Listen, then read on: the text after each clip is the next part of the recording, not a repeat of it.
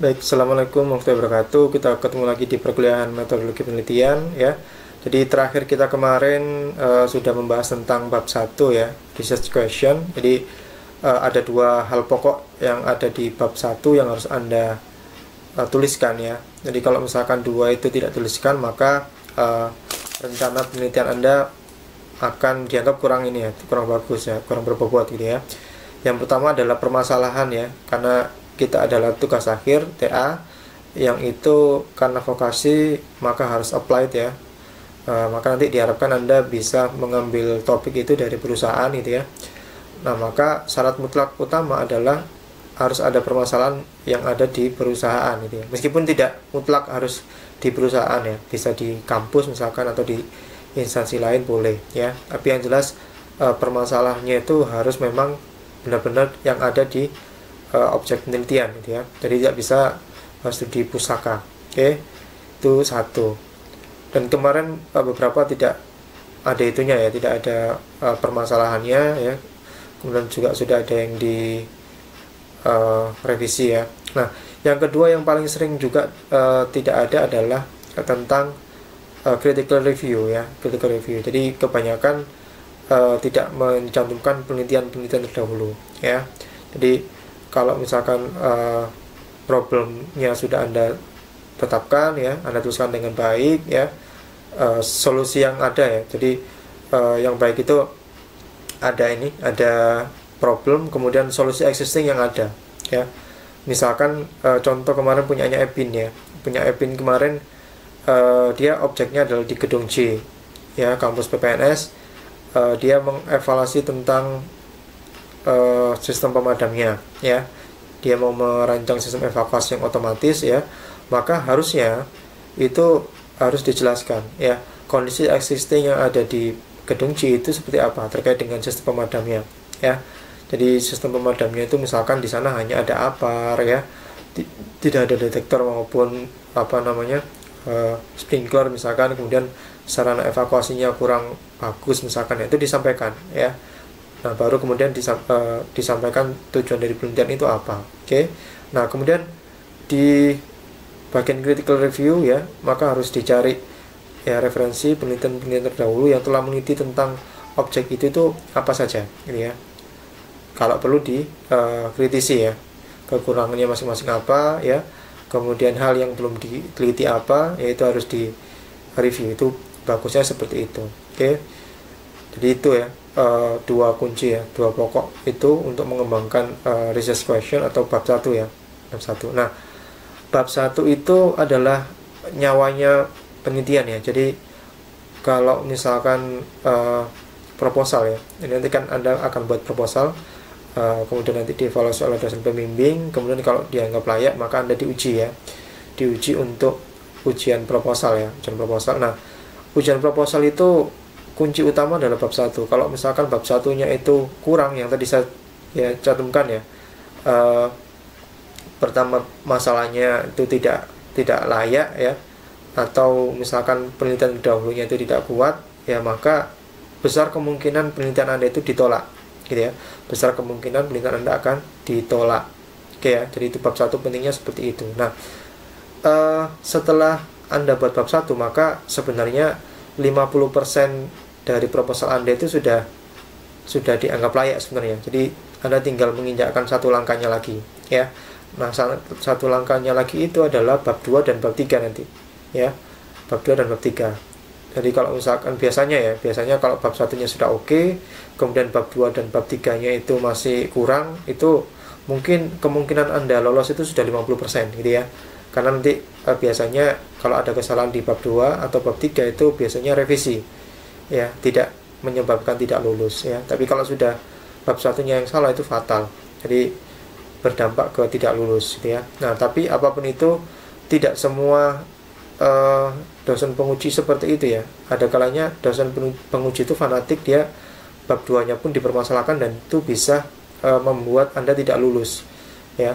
Begitu juga dengan bab 3-nya. Jadi tetap ya, meskipun tadi saya bilang bab 1 itu sangat penting, tapi bab 2 dan bab 3 juga cukup penting ya. Jadi tidak ada yang tidak penting di sini ya. Jadi bab 1, bab 2, bab 3 ini saling melengkapi. Oke. Nah, hari ini kita akan bahas tentang bab 2 ya, tinjauan pustaka, atau biasa disebut literary review, atau biasa disebut sebagai dasar teori ya. Nanti coba cek di panduan itu menyebutnya apa ya. Oke, kita lihat definisinya ya.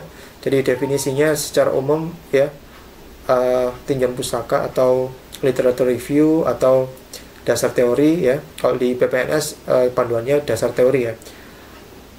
Dia adalah bab ya, biasanya diletakkan di bab 2 selalu ya, bab 2 yang mengemukakan sejumlah teori ya serta pendapat ahli terhadap fokus penelitian yang ingin dilakukan.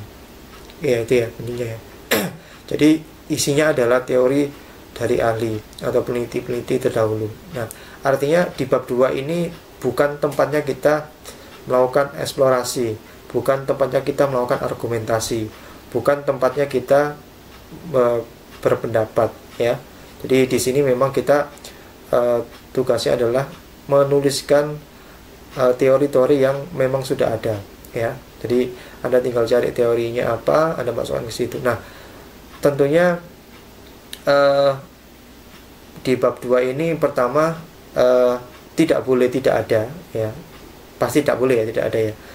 Kalaupun ada itu harus ini ya, harus apa? Harus sesuai aturan ya, sesuai kaidah ilmiah. Artinya Anda tentu tahu mana referensi yang boleh dimasukkan, mana yang tidak gitu ya. Jadi yang tidak boleh misalkan blogspot ya, website yang tidak kredibel ya. Kemudian ada tugas akhir pun tidak boleh ya, tidak tugas akhir, karena tugas akhir itu belum dipublis ya. Tesis pun tidak boleh, disertasi pun tidak boleh. Anda boleh dari jurnal ya, atau dari paper-paper ilmiah yang lain, dari buku dan seterusnya yang kredibel ya, itu boleh. Oke, nah kemudian setelah itu ya, setelah Anda tahu apa saja yang boleh dimasukkan dan tidak boleh dimasukkan ya, maka kemudian kebalikannya tadi kan tidak boleh tidak ada ya, atau kurang pun tidak ada. Nah, kebalikannya Anda tidak perlu memasukkan terlalu banyak. Nah, ini yang menarik, tidak boleh Anda memasukkan terlalu banyak. Jadi gini, kebanyakan mahasiswa itu ketika menuliskan bab 2 itu semua dimasukkan ya, semua dimasukkan. Pokoknya semua teori dimasukkan. Misalkan tentang budaya K3, semua tentang budaya K3 dimasukkan, semua tentang K3 dimasukkan. Nah, ini berlebihan ya, berlebihan. Nanti jatuhnya adalah tidak fokus ya. Jadi bab 2 adalah yang support ya, yang terkait dengan penelitian Anda saja ya. Jadi tidak perlu misalkan Anda bahas tentang ergonomi misalkan, atau tentang teknik identifikasi bahaya, tidak perlu Anda menjelaskan tentang K3 pengertiannya adalah bla bla bla bla bla. Kemudian Anda juga tidak perlu menjelaskan tentang teori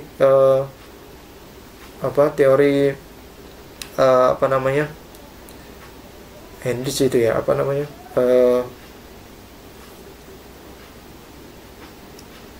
teori causation model ya. Jadi teori penyebab kecelakaan ya, ada nanti teori domino dimasukkan ya, Swiss cheese model dimasukkan, semua dimasukkan. Nah, itu tidak perlu ya, langsung fokus ya, dan terkait dengan penelitian Anda gitu ya. Nah, nanti ketika Anda nanti mengerjakan bab 3, maka nanti itu bisa tambah sulam, artinya bab 2 nanti bisa nambah, bisa berkurang. Jadi yang penting adalah bab 2 itu harus yang terkait dengan penelitian Anda. Jadi tidak boleh kurang, pasti tidak boleh mutlak, tapi berlebihan juga tidak bagus ya, tidak boleh. Jadi yang terkait dengan penelitian Anda saja. Oke.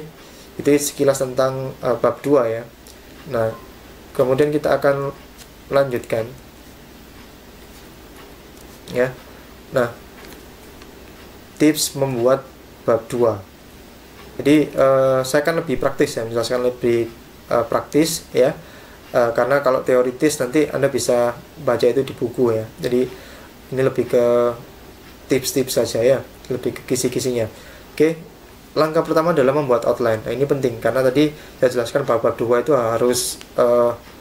harus spesifik ya, harus spesifik, tidak boleh terlalu melebar ya. Maka membuat outline itu penting. Outline itu adalah poin-poin yang akan Anda tuliskan. Jadi misalkan Anda ingin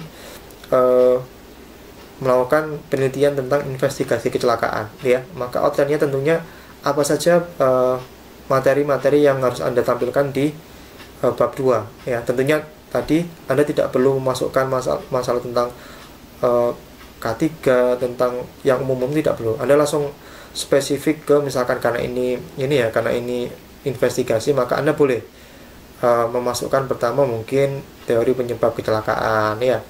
Kemudian berikutnya baru Anda memasukkan masalah teori tentang investigasi kecelakaan, ya.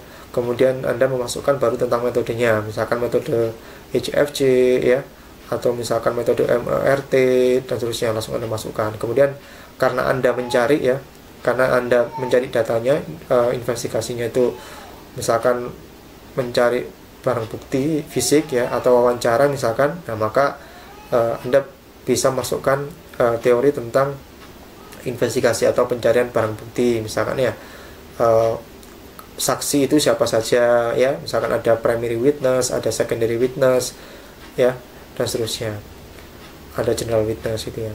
Nah, jadi itu ya yang terkait itu saja. Jadi nggak perlu misalkan ini ya, misalkan Anda pakai metodenya sudah jelas-jelas metodenya HFC sama MERT, maka tidak perlu Anda eksplorasi tentang metode FTA, ya, kemudian metode SCAT, ya, dan metode lain. Jadi pokoknya tebal Anda masukkan semuanya, tidak perlu, ya. Jadi yang terkait saja, ya, itu outline. Jadi sebagai panduan nanti agar ini ya, agar apa namanya tidak terlalu melebar. Jadi Anda buat outline-nya. Nah, setelah Anda buat outline-nya, ya, masing-masing yang akan Anda tulis tadi, silakan cari literaturnya, ya. Silakan cari literaturnya. Nah, literatur ini akan ada banyak, tapi nggak usah dimasukkan semuanya juga, gitu ya. Jadi Anda harus selektif mana yang memang Anda pakai, ya. Itu kemudian paraphrasing. Nah, ini penting, paraphrasing. Jadi bab 2 yang bagus itu ternyata tidak langsung copy paste, ya. Jadi meskipun tadi boleh kok kita mengacu dari buku, ya, kemudian dari penelitian orang lain, dari jurnal, itu boleh, tapi sebaiknya juga tidak langsung di copy paste sebenarnya. Yang terbaik adalah kita lakukan paraphrase. Paraphrase itu berarti dari referensi yang ada, ya, itu kita tulis ulang menggunakan bahasa kita, gitu ya. Jadi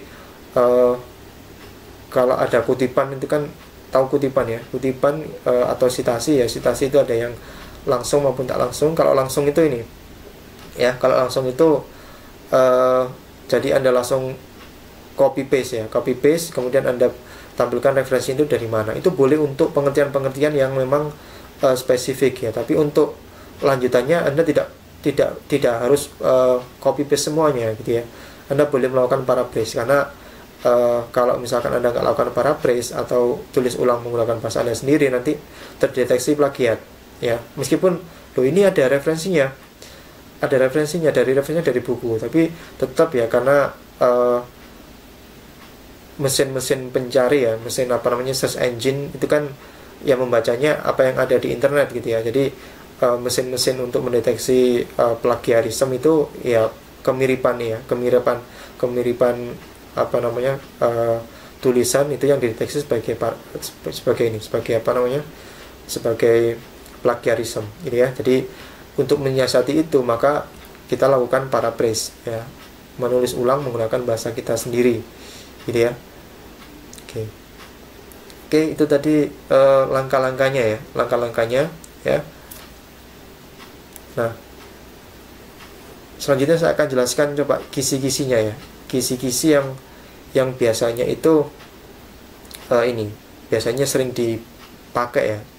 Jadi biasanya kalau sidang itu, atau misalkan ada bimbingan, ya, diuji, itu kira-kira apa sih yang biasanya ditanyakan, ya. Dan kalau misalkan ini Anda bisa jawab, ya, maka bab 2 Anda dianggap aman, gitu ya, dianggap aman. Oke, pertama adalah mengapa menggunakan teori ini, mengapa tidak yang lain, gitu ya.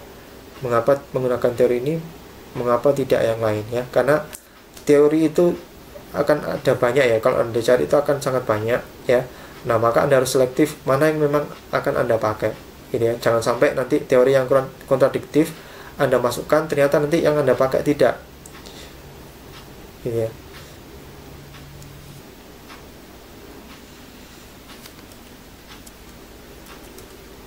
Misalkan ini ya, misalkan teori tentang budaya K3 ya, budaya K3. Nah, budaya K3 itu tentunya ada sangat banyak teori ya. Nah, maka nanti kalau misalkan Anda salah dalam mengambil teori yang Anda ambil, nanti ketika, nah ini sambungannya dengan nomor 2 ya, ketika Anda menyusun instrumen ya, kuesioner itu ya, maka nanti variabelnya akan berbeda. Nah, ini sangat berbahaya. Jadi Anda harus pilih mana yang teori yang memang benar-benar Anda pakai, nggak usah dimasukkan semuanya ya, nanti malah jadi pertanyaan, kenapa kok indikator ini nggak dipakai, kenapa kok indikator itu yang dipakai, nah itu akan jadi pertanyaan. Oke, kemudian teori apa yang diunggulkan ya, jadi karena ada sangat banyak teori, maka Anda harus condong ya, Anda harus condong memilih teori yang memang benar-benar Anda unggulkan ya. Teorinya siapa yang Anda unggulkan, nah itu yang Anda highlight gitu ya. Jangan kemudian semuanya dimasukkan ya, nanti konsekuensinya adalah Anda harus masukkan semuanya, dan ketika masing-masing teori itu kontradiktif, nah itu akan jadi masalah. Oke. Kemudian yang keempat adalah apakah penelitian benar-benar didukung teori ya. Jadi apakah penelitian Anda itu memang benar-benar didukung teori ya. Jangan sampai ketika Anda nanti menganalisis ya, itu ternyata tidak terkait dengan teorinya, tidak ada teorinya ya. Kemudian yang kelima adalah mengapa memilih variabel X untuk mengukur variabel Y. Contohnya ya, mengapa memilih variabel X untuk mengukur variabel Y. Nah, ini biasanya yang terkait dengan psikologi ya, BPS ya, behavior based safety, safety culture, safety climate ya, biasanya terkait dengan variabel ya. Maka untuk pemilihan variabel itu ya tentunya harus didasari dengan teori ya. Jadi terutama untuk yang ini ya, yang BPS ya, behavior based safety ya, itu Anda harus ini ya, harus kuat dalam teorinya. Oke.